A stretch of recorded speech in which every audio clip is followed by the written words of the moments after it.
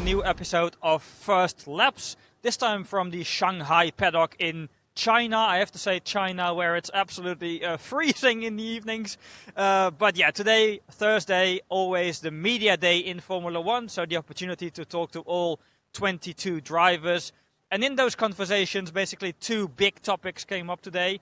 The first one is related to the start, so especially the start that we saw in Australia and the near miss with Liam Lawson stalling on the grid, and Franco Colapinto needed some incredible reflexes to avoid him. So Lawson said today, well, I already braced myself for a big impact, so Franco did a great job in avoiding me and therefore avoiding a big shunt. But still, F1 drivers are not too happy about what happened in Melbourne at the beginning of the race. Because Sergio Perez, he talked at the beginning of this media day, and he said, well, if we continue like this, it's basically waiting for a big shunt to happen. So he thinks something needs to happen. It's related to drivers having no battery for the start. Actually, a lot of drivers had that issue. One of them was Max Verstappen, and he kind of explained the background to it, because he said you can harvest energy, so you can charge the battery, but then the last couple of corners you have to give full throttle to basically get the tires up to temperature. But if we do that, then you again drain the battery, and that's what happened to him, and that's why he joked at the start. I saw everyone pulling away in the distance, and it felt like I was in a completely different racing series than all the others in Formula 1. So that was not too enjoyable for him. But as I said, it's also relatively dangerous, and it's not just the battery, but also the whole starting procedure as a whole. One that is quite unpredictable to drivers, because Pierre Gasly said, sometimes I do the exact same thing, and then one time I have a really good launch, and the other time I lose loads of places. So it's really unpredictable to them, and exactly that unpredictable makes it quite dangerous at times. Having said that, so some of them say, well, the FIA has to do something. Max Verstappen said it's a relatively easy fix. But having said that, the FIA doesn't look too keen to actually change the rules. They already have done with the pre-signal, the extra 5 seconds before the start to get the turbo ready. But they said, well, that was one step, but the rest of it is basically up to the teams. So the FIA, at least for now, are not so keen to make any further changes to the starting procedure. That's also because this whole story is a little bit political, because the Ferrari power teams, they have an advantage related to how they designed the power unit, more specifically their smaller turbo. So they say, and also their customer teams say, well, it would be way too early to make any changes now. Of course, because they don't want to lose that competitive advantage. So that's what makes this whole discussion a little bit complicated, and that's why nothing seems to change for now. And that's why we get two more, let's say, potentially eventful starts here, because this is a sprint weekend, as we all know. Then the other big topic today was the kind of racing we got in Melbourne. Even after the race down under, a lot of drivers were quite vocal, and that trend continued today. There are still some different opinions, because Valtteri Bottas spoke out, and he said, well, I watched the highlights, and actually I quite liked it. I found it quite entertaining. Then his teammate Checo Perez said, well, for me it was way too fake. And that opinion is shared by most drivers, of course, including Max Verstappen. He already voiced his opinion in Bahrain. And today in the press conference, he again joked about all the Mario Kart elements, because he said, especially in the midfield, I saw a lot of Mario Kart things happening. Then later on in the Dutch media session, he went a bit more into detail. And Max said, yeah, I've actually talked to the FIA about some potential solutions. After the race in Melbourne, F1, as you would expect, on their social media channels posted like, yeah, we've had 120 overtakes, almost 3 times more than the year before.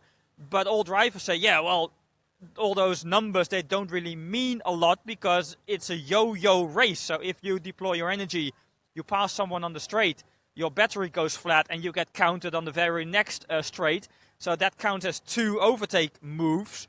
But you can argue that it's far from the pure racing that drivers would like to see. So that's why Max Verstappen had some conversations with the FIA about potential ways of fixing it. He said most of the ideas are long-term. He said, well, maybe we can make some bigger changes for 2027. But for the short term, because the FIA already told us that there will be an evaluation after the first couple of races, then you can basically think in two directions. The first one is the harvesting side of things. The second one is the deployment side of things. If we talk about the harvesting, one of the options would be to increase the super clipping to the full 350 kilowatts. That's something McLaren has tested in Bahrain at the final day of winter testing. That might help to reduce the lift and coast, but Max Verstappen said it's not the option I prefer, and that's because the visual overall picture to fans will be the same, because the cars will still lose speed at the straight, so they will lose speed. Just the difference is it will not be because of lifting, but it will happen while the driver is still going full throttle. But it will not take away anything from what we saw towards turn 9 in Australia, for example, that while the drivers were flat out on the straights, the speed was going down 30, 40, 50 kilometers. So that still doesn't look great. And that's why Max Verstappen was more thinking about the deployment side of things. And then one of the potential ideas is to limit the amount of electrical power in a race trim. So you could limit that from 350 kilowatts to 250 kilowatts. That would help to prevent some lift and coast. It would help to prevent some unnatural things on the track. But it does come at a certain price, because first of all, that will mean a slight move away from the nearly 50-50 split. Secondly, it would mean that lap times go up significantly, and then maybe some people will talk about, we're going towards F2 lap time. So is the FIA willing to pay that price, yes or no? When I asked that question to Max, he said, well, it's a bit late to even think about it, because they should have known that before. But Max said, if we can improve the overall racing, and if we can make the speed profile more natural, even though the cars might be slower, then that might be worth the conversation. As I said, the conversation will be later. And also a lot of drivers think that things will be a little bit better here in Shanghai, because the Shanghai International Circuit is a lot easier to harvest energy than it was in Melbourne. So all drivers expect the racing to be a bit more natural here than what we have seen in Australia. Then we need to talk about two other elements that came up during Media Day. The first one is the Ferrari rear wing. We've seen the rotating rear wing for a really limited amount of time in Bahrain testing, but it's back here. Lewis Hamilton confirmed that Ferrari will try it again here in Shanghai, at least in the first practice session, and that's a bit earlier than anticipated, because Lewis said, well, it was initially planned for later in the season, but the team pushed really hard and Ferrari got it here.